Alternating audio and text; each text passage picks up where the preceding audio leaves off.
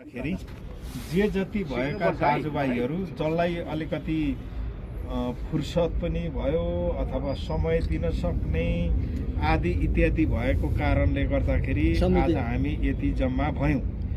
जम्मा भएर चाहिँ अहिले चाहिँ के गर्ने भयौँ त हाम्रो सोच के बनौँ भन्दाखेरि अब हामीले हाम्रो दाजुभाइ परिवारलाई जुन किसिमको जुठो लागेको थियो त्यसबाट चाहिँ मुक्त दिनको लागि हाम्रो संस्कार अनुसार हामीले के भूमिकाहरू निभाउनु पर्छ ओइतुङ भाइहरूले भनेर हामी दाजुभाइहरू भेला भयौँ र चाहिँ के भनेदेखि अब हामीहरूले गर्नुपर्ने संस्कारहरू सबै आजदेखि अन्त्य गर्दैछौँ।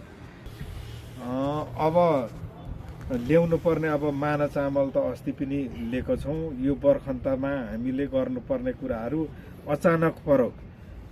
यो चाहिँ के भनेदेखि कचुर पनि काट्ने आजै यो सिद्ध्याउँ पनि सहरको मामला दाजुभाइहरूलाई सधैँ फुर्सद पनि नहुने भनेर हामीले चाहिँ यो सामूहिक रूपले यो अब रक्सी हामीले ल्याउनै पर्थ्यो।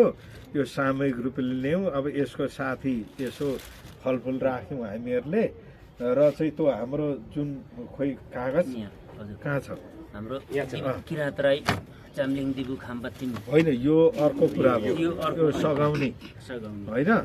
अब यो चाहिँ हामीले के गरेको थियौँ भन्दाखेरि कहाँ छ पैसा थियो पैसा थियो निकालौँ। अब यो चाहिँ के भयो भन्दाखेरि गाउँघरमा हो भनेदेखि पहिले 1 रुपियाँ पनि थियो होला, पछि हामीले थाहा पाउँदा 5 रुपियाँ पनि थियो, त्यसपछि 55 रुपियाँ पनि बनाएको भयो। अनि यसो गर्दै गर्दै अहिले अरू जातिको पनि सबै गर्दाखेरि 500 रुपियाँ चाहिँ यो दाजुभाइहरूले चाहिँ उठाउनु पर्छ भन्ने एउटा नीति हामीहरूले फिक्स गर्यौँ। र चाहिँ के भने अहिले